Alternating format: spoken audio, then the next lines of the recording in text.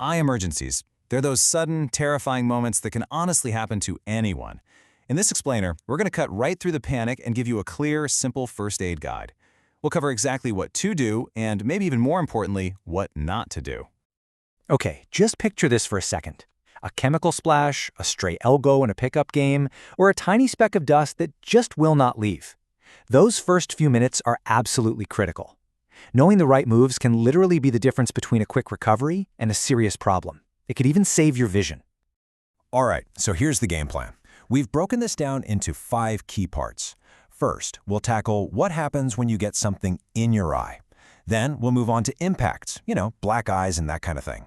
After that, we'll cover the scary stuff, chemical and light burns. Then we have a super important rapid-fire round of what you should absolutely never do before we finish up with the big red flags that mean you need to see a doctor immediately. First up, that horrible feeling of getting something in your eye.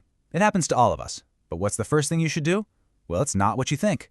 Before you even think about rubbing or rinsing, the most important step is to figure out what kind of situation you're actually dealing with. Okay, this is probably the most critical distinction you need to make right off the bat. Is the object just on the surface of your eye, or has it actually penetrated it? Think of it like this. A superficial object, like an eyelash, is an annoying guest, but a penetrating object is a home invader. The first aid is completely different, and getting it wrong is incredibly dangerous. So, with a superficial object, you know the feeling, right? That gritty, annoying sensation, the constant watering, the redness. But here's what's really happening. If a speck of dust gets trapped under your upper eyelid, every single time you blink, you're dragging it down across your cornea, creating these tiny, painful, vertical scratches. And this leads to a really important point. Not all specks are created equal. Organic matter, we're talking a tiny wood splinter, a piece of a leaf, is a massive red flag for your body. The science says it's poorly tolerated, which is a nice way of saying your body freaks out. It sees it as a major biological threat, and the risk of a nasty infection just skyrockets. All right, let's switch gears and talk about scenario 2, blunt force trauma. This is your classic black eye from sports, a fall, or, walking into a door. The main goal here is to get that swelling under control and keep a close watch for signs of deeper hidden damage. So what do? The first aid is actually pretty simple. For the first day or two, you want to use cold packs to bring down the swelling. Just remember the rule. 20 minutes on, at least an hour off. And when you're resting, prop your head up with some extra pillows. Gravity is your friend here. It'll help drain all that fluid away from your eye. A doctor might also suggest a decongestant, just to relieve some of that sinus pressure. Okay, stop and listen to this one. This is maybe the most important and least known rule for a black eye. Whatever you do not blow your nose. I know it sounds totally random, but it is absolutely critical. So why is that? Well, the reason is kind of fascinating and terrifying. A really hard hit can cause a tiny, invisible crack in the super thin bones of your eye socket. When you blow your nose, you create this burst of pressure that forces air from your sinuses right through that crack, inflating the tissue around your eye like a balloon. It can cause insane swelling and some really serious complications, so just don't do it. All right, moving on to our third section, which is all about burns. And these aren't just from fire. We're talking chemical splashes from cleaning products and even radiation burns from things like welding torches.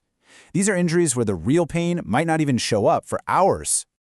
Let me be absolutely crystal clear on this. If you get any kind of chemical in your eye, there is only one first step. Before you do anything else, before you call for help, before you look for the bottle, you start flushing your eye with cool, clean water. And I don't mean for a few seconds. We're talking continuous flushing for at least 15 to 20 minutes. Every single second counts. Now let's talk about a really sneaky kind of burn, what's often called a welder's flash. This thing is a classic delayed reaction. So at the moment of exposure, when you're near that UV light, you feel nothing. But the damage is cooking. Then, maybe 6 hours later, you start to feel it. And by the 12-hour mark, you are often in a world of hurt. And when I say a world of hurt, I'm not kidding. We're talking severe pain, this horrible feeling like you've got a handful of sand in your eyes that you just can't get out, and you can't even look at a light. You've essentially given your cornea, the clear surface of your eye, a really bad sunburn. Okay, let's do a quick fire round of the big don'ts. This is so important, because for pretty much any eye injury, what you avoid doing is just as critical as what you actually do. First up, do not rub your eye. I know, it's your first instinct, but you have to fight it. If there's something in there, you're just grinding it into your cornea. And if the eye is punctured, you're putting dangerous pressure on it. Just know. Number 2, do not apply pressure. Don't press on it, don't put a tight patch over it. Seriously, if the eyeball itself has been punctured, pressure can literally squeeze the contents of your eye out. Avoid it at all costs. Rule 3, and this one is an absolute, non-negotiable law. If something is physically stuck in your eye, you do not touch it. That object could be acting like a plug, sealing the wound. If you pull it out, you could cause catastrophic damage. Your only job is to shield the eye and get to an emergency room. And finally, no playing doctor. Put the tweezers down, step away from the cotton swabs. You are not a surgeon. All you're going to do is cause a scar, start an infection, or push the object in even deeper. Just leave it to the professionals. And that brings us to our last and arguably most important section, the red flags. How do you know when it's time to stop first aid and get to a doctor, like right now? Okay, these are the big ones. The no questions asked, go to the ER immediately signs. If you have any sudden major vision loss, you go. If you can actually see blood on the clear part of your eye, the cornea, you go. If you have severe pain that just isn't getting better after a couple of days, that's a bad sign. And like we just said, if something is visibly stuck in your eye, it's an emergency, no exceptions. Now, there are some other really serious signs you need to look out for too. If your pupils are different sizes or your eyes aren't moving together, that's a problem. Same if one eye looks like it's bulging out or sunken in. And listen for this one. Seeing flashes of light or what looks like a dark curtain falling over your vision, that can be a sign of a detached retina, which is a massive emergency. So really the takeaway here is super simple. Your eyes are incredibly complex and fragile. The golden rule is when in doubt, get it checked out. It is always the safest and smartest thing to do for your sight.